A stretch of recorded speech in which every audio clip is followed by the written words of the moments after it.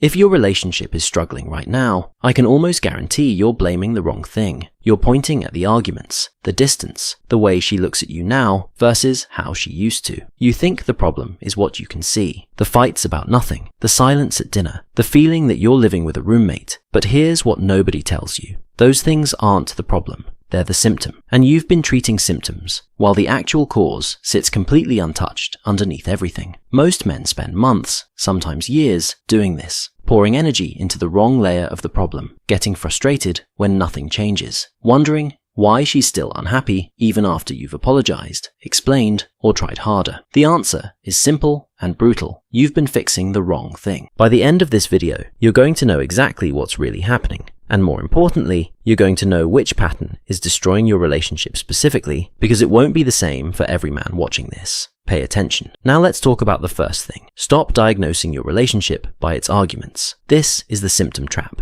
and almost every man in a struggling relationship falls into it. He focuses on the recurring fight. She's always angry. She criticizes everything. She used to be warm, and now she's cold, and he keeps trying to solve that. He apologizes. He defends himself. He explains, he goes quiet. He's putting all his energy into the argument itself. But the argument isn't the problem. The argument is the alarm. And you've been trying to silence the alarm instead of finding the fire. Here's what that looks like in real life. Wrong way. She's upset about the dishes again. You say, I told you I was going to do them after the game. She says, it's never the right time with you. You say, I do plenty around here. You never acknowledge anything I do. She says, forget it. That exchange goes nowhere because you're both fighting about dishes. Right way, same situation, but you actually hear what's underneath it. You say, I hear you. You're not really angry about the dishes, are you? She says, I just feel like I'm invisible in this house. You say, I don't want you to feel that way. Tell me what that looks like to you. Different conversation entirely. What she's thinking during the dishes argument isn't about the dishes. It's, does he even see me anymore? Does any of this register? The dish is just the thing she could name. The real thing is harder to say. And here's the pattern you'll notice once you start looking for it. The fight changes every week, but the feeling underneath stays identical. Last week, it was the dishes. The week before, it was that you forgot something she mentioned. The week before that, it was about your phone at dinner. Different triggers, same wound. Your job is to stop engaging with the surface and start asking what emotional need is going unmet every single time this fight resurfaces. Different fight, same unmet need. That's your signal. This brings us to the second pattern, and it's one most men don't see because they think effort equals love. There's something I call the ledger effect. One or both of you is keeping an unconscious emotional scoreboard, not on purpose, not maliciously, but it's running in the background of your relationship constantly, tracking who gives more, who initiates more, who sacrifices more, and when that ledger feels unbalanced, resentment starts building silently. You won't know it's happening until it explodes. The man caught in this pattern usually sounds like this. I do everything for her. I work hard. I handle the finances. I planned the last 4 trips we took. I don't understand why she's still unhappy. And he means all of that. He genuinely does those things. But here's what he's missing. She's not tracking your effort. She's tracking whether she feels considered. Those are completely different ledgers. What he's counting, tasks completed, money spent, plans made. What she's counting, did he ask how my day actually went? Did he notice I was overwhelmed and step in without being asked? Did he choose me, or did I just happen to be there? The moment you understand that distinction, the whole thing shifts. And the frustrating part is that you can double your effort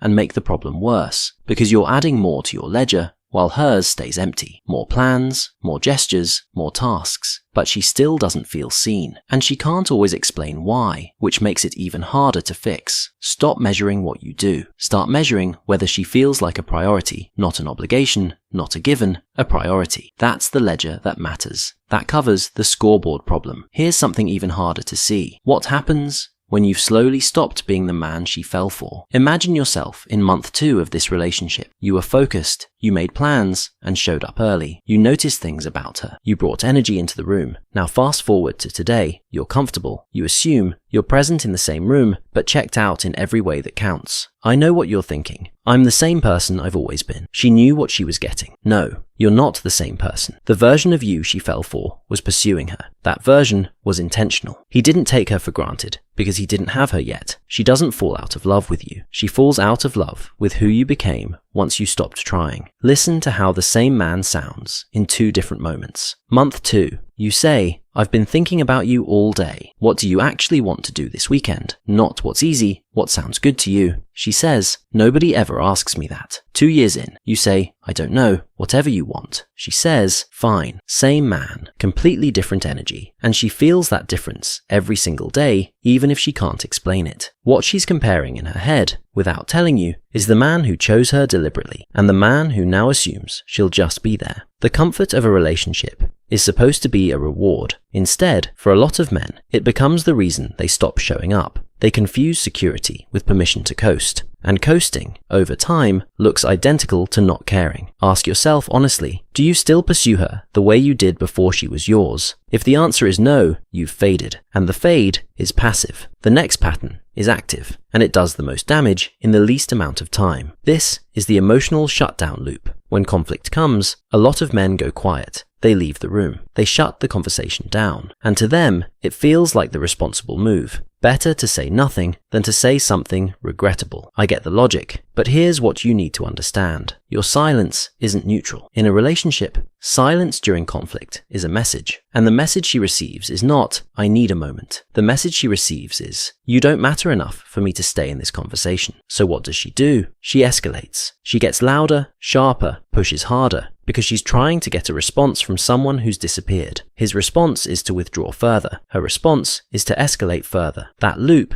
if nobody breaks it, ends the relationship. It's not dramatic, it's just erosion. Wrong way. She says, you never actually listen to me. You say, silence, leave the room. She says, where are you going? Of course, this is what you always do, right way. She says, you never actually listen to me. You say, I'm here, give me 1 minute. I'm not going anywhere. I just need to slow this down. She says, okay, that's it. You don't need the answer. You need to stay. What she interprets when you go silent is a story she tells herself. And that story is almost always, he doesn't care enough to fight for this. And once she's told herself that story enough times, she stops escalating. Not because things got better, because she stopped believing it's worth the effort. That's the moment that's genuinely hard to come back from. Right now, understand this. Staying in the room, even imperfectly, is the move. Now let's talk about the last pattern, the one that determines whether everything else can actually be fixed, the respect spiral. Here's how it works. She starts to lose respect, usually gradually, for reasons covered in everything we've already talked about. He senses it, and one of 2 things happens. He chases her approval, tries harder, gets softer, shrinks, or he shuts down and stops showing up at all. Either response confirms what she's sensing, so she respects him less, so he reacts more. The spiral accelerates. The only thing that breaks it is him stopping the reaction entirely and holding his own standard, regardless of what she's doing. Wrong way. She says, dismissively, I don't want to talk about this right now. You say, why are you always like this? I'm trying here. You never meet me halfway. Right way. She says, dismissively, I don't want to talk about this right now. You say, okay, I'll be here when you're ready. That's it. No chasing, no retaliation. You're not cold, you're grounded. And here's what her behavior is actually testing for in that moment. She doesn't want to win the argument. She wants to know if you can hold your ground when she pushes. Most men fail that test without knowing it's happening. They either collapse or they blow up.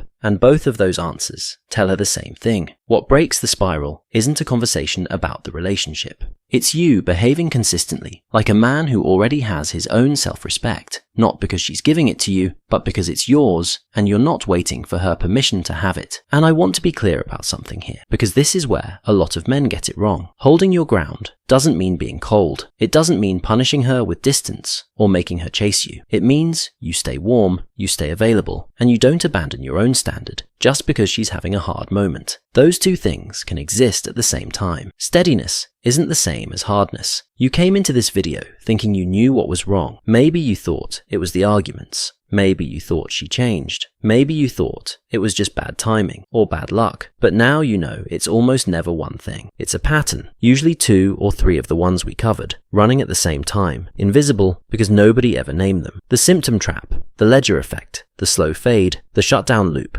the respect spiral. 5 patterns. Most failing relationships have at least 3 of them active right now. now. The good news is that named patterns can be changed. The question now is which one hit closest to home for you, because that's the one to start with. In a future video, I'm going to break down exactly how to reverse the respect spiral once it's already in motion, because knowing the pattern is one thing, and rebuilding from inside it is a completely different skill. Hit like if you're still thinking about it, and subscribe so you don't miss what's next.